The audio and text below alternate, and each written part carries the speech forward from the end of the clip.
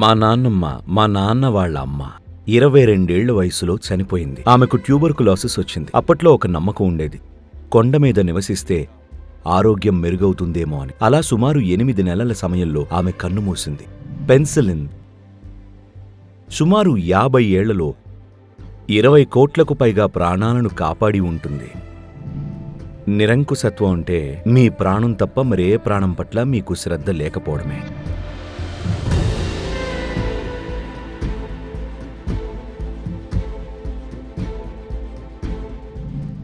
మట్టి మీకు ఇచ్చింది కేవలం ఆహారం మాత్రమే కాదు.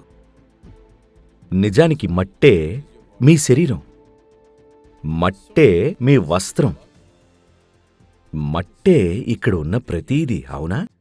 మట్టే ప్రతీదీ. ఇక ఈ మురికి మట్టి మీ మందు కూడా అయింది. మొట్టమొదటి యాంటీబయోటిక్ మనం పెన్సిలిన్ అని పిలిచేది మట్టిలోని ఫంగస్ నుంచే వస్తుంది. ఓ అంచనా ప్రకారం పెన్సిలిన్ రాక సుమారు 50 ఏళ్లలో 20 కోట్లకు పైగా ప్రాణాలను కాపాడి ఉంటుంది. అది మట్టి నుంచే వస్తుంది. స్ట్రెప్టోమైసిన్. అది లేకపోతే లక్షల మంది ట్యూబర్కులోసిస్తో చనిపోయి ఉండేవారు. మా నాయనమ్మ, మా నాన్నగారి వాళ్ళమ్మ 22 ఏళ్ల వయసులో చనిపోయింది. అప్పుడు మా నాన్న వయసు సుమారు 4 ఏళ్లు లేదా ఇంకొంచెం ఉంటుందంతే. ఆమెకు ట్యూబర్కులోసిస్ వచ్చింది. సంపన్న కుటుంబమే, కాని చికిత్స లేదు. అందువల్ల వాళ్ళు ఆమె కోసం ఒక చిన్న కొండ మీద చిన్న ఇల్లు కట్టారు. ఎందుకంటే అప్పట్లో ఒక నమ్మకం ఉండేది, కొండ మీద నివసిస్తే స్వచ్ఛమైన గాలి పీల్చుకుంటే ఆరోగ్యం మెరుగవుతుందేమో అని. కాబట్టి ఆమెను అక్కడ ఉంచారు. ఆమె పరిస్థితి మరింత క్షీణించింది. సుమారు 8 నెలల సమయంలో ఆమె కన్నుమూసింది. ఇది కిందటి తరాలలో సర్వసాధారణం. ఈ పెన్సిలిన్, స్ట్రెప్టోమైసిన్ కలిసి ఒకే తరంలో 40 నుండి 50 కోట్ల ప్రాణాలను కాపాడి ఉంటాయి. ఒక్కటే తరంలో. ఇదంతా మట్టి నుంచే. ఇంకా ఎన్నెన్నో ఇతరమైనవి కూడా ఉన్నాయి. ఇలా విడివిడిగా ఎందుకు? మీరు జీవంగా భావించే ప్రతిదీ, మీరు వాడుతున్న ప్రతి వస్తువు మట్టే. అవునా కాదా? సమయం వచ్చింది. ఇప్పుడు మనం దానిపై శ్రద్ధ పెట్టకపోతే అది మనపై విరుచుకుపడచ్చు. ఇక పడవచ్చు అనే మాటే లేదు. అది మనపై విరుచుకుపడుతుంది. మనం దీన్ని మార్చడానికి గట్టిగా ప్రయత్నించకపోతే అది మనపై విరుచుకుపడుతుంది. యోగా అనే పదానికి అర్థం ఇదే. ఆధ్యాత్మికత అంటే ఇదే. మీ జీవితానుభవం మీ శరీర సరిహద్దులకే పరిమితం కాకపోవడం. అది అలా ఉంటే, ప్రతి మనిషికి అది అలా ఉంటే, భూమి పెట్టే భయంకరమైన ఆర్తనాదాన్ని మీరెలా వినకుండా ఉంటారు? భూమి ఆర్తనాదం చేస్తుంది.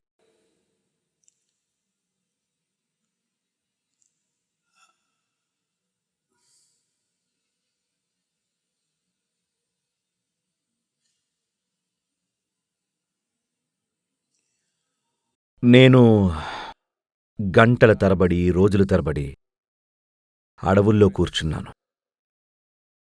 ఊరికే బ్రతికుండి కూర్చోవడం కాదు. పారవస్యంలో ఉన్నాను, మత్తెక్కి ఉన్నాను, జీవితంతో మైమరిచిపోయి.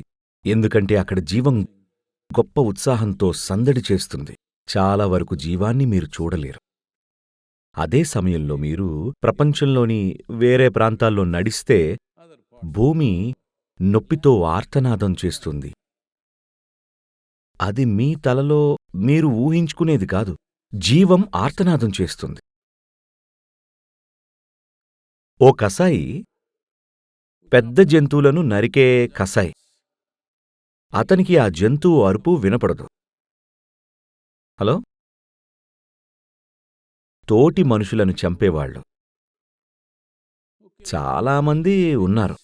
వారికి ఆ మనుషుల అరుపులు, బాధలు వినపడవు.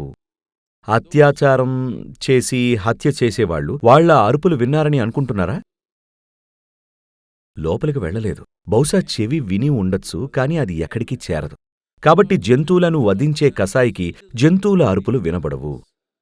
చెట్లను ఇంకా ఇతరమైన వాటిని, ఇతర జీవరాశులను కాలరాసే వ్యక్తికి అతనికది వినబడదు. అదేవిధంగా కంటికి కనిపించని జీవాన్ని నాశనం చేయడంలో నిమగ్నమైన వ్యక్తి అతను దాన్ని వినడు. అంతమాత్రాన అది లేదని కాదు. కాబట్టి మనం ఒక కీలకమైన సమయంలో ఉన్నాం. రాబోయే 10 నుండి 15 ఏళ్లలో పనులను సరిగ్గా చేస్తే ఏదో ముఖ్యమైనది జరగడం చూసిన సంతృప్తి మీకు కలుగుతుంది. అది బాణాసంచాలా జరగదు, నిశ్శబ్దంగా జరుగుతుంది. అది చాలా నిశ్శబ్దంగా జరుగుతుంది. మీరిది అర్థం చేసుకోవాలి. పెద్ద పెద్ద సంఘటనలు జరుగుతున్నప్పుడు కూడా, ఉదాహరణకి భారతదేశ స్వాతంత్ర్య సంగ్రామం జరుగుతోంది. దేశాన్ని, ప్రజలను అత్యంత దారుణంగా దోచుకున్నారు. ప్రజలను కుక్కల్లాగా చూశారు. భారతదేశంలో ప్రతి చోట బోర్డులు పెట్టారు, భారతీయులకు కుక్కలకు అనుమతి లేదు. చాలా చోట్ల రెస్టారెంట్స్, క్లబ్బులు, అన్ని ముఖ్యమైన ప్రదేశాల్లో. ఏ ఆఫీసు తీసుకున్నా మీరు ఎవ్వరైనా కావచ్చు, ధనవంతులు కావచ్చు, విద్యావంతులు కావచ్చు, కాని కుర్చీలో కూర్చోవాలంటే మీరు కుర్చీలో కూర్చోవచ్చని ప్రభుత్వం నుండి అనుమతి కావాలి, లేకపోతే నేలమీదే కూర్చోవాలి. మీ దగ్గర ఒక అనుమతి ఉండాలి, అది ముద్రించిన అనుమతి, లేకపోతే మీరు కుర్చీలో కూర్చోలేరు. వాళ్లు మనల్ని అంత దారుణంగా చూసినా సుమారు 20% ప్రజలు మాత్రమే స్వాతంత్ర్యం కోసం పోరాడారు. మిగతా 80% ఎలాగో ఎవరో పోరాడుతున్నారులే. మీరు ఆ 80% కాబోతున్నారా అని నేను అడుగుతున్నాను. పనులు చెయ్యాల్సొచ్చినప్పుడు మీరు నిలబడి చెయ్యాలి. కన్నడంలో ఒక సామెతుంది, హెణ బిద్రు హెగల్ కొడల్వంతే. అంటే ఎవరైనా చనిపోతే కనుక శవాన్ని మోయాలి. భారతదేశంలో ఎప్పుడు శవాన్ని మోయడానికి నలుగురు కావాలి, అదో గౌరవం. కనీసం నలుగురు మోయాలి.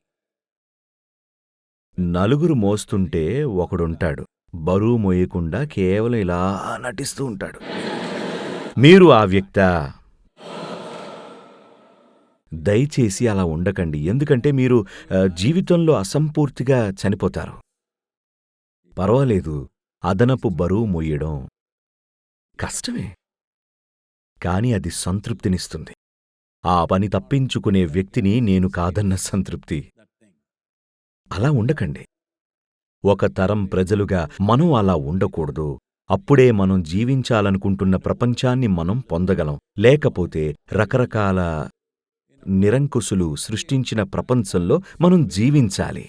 కేవలం అడాల్ఫ్ హిట్లర్, ముస్సోలినీ ఎవరో అనుకోకండి. నిరంకుశులు ప్రతిచోటా ఉన్నారు. అది పరిశ్రమ రూపంలో రావచ్చు, రాజకీయ నాయకుడి రూపంలో రావచ్చు, మీ రూపంలోనే రావచ్చు. ఏమో ఎవరికి తెలుసు? ఎవరికి తెలుసు? నిరంకుశత్వం అంటే మీ ప్రాణం తప్ప మరే ప్రాణి పట్ల మీకు శ్రద్ధ లేకపోవడం. అదే నిరంకుశత్వం, అవునా? హలో, నిరంకుశత్వం అంటే మీరొక దేశానికి నియంత అని కాదు. మీలో చాలా మందికి నియంత అయ్యే సామర్థ్యం ఉందని నేను అనుకోను. అదంత సులభం కాదు. Tyranny simply means you have no concern for any other life but yours. This is tyranny.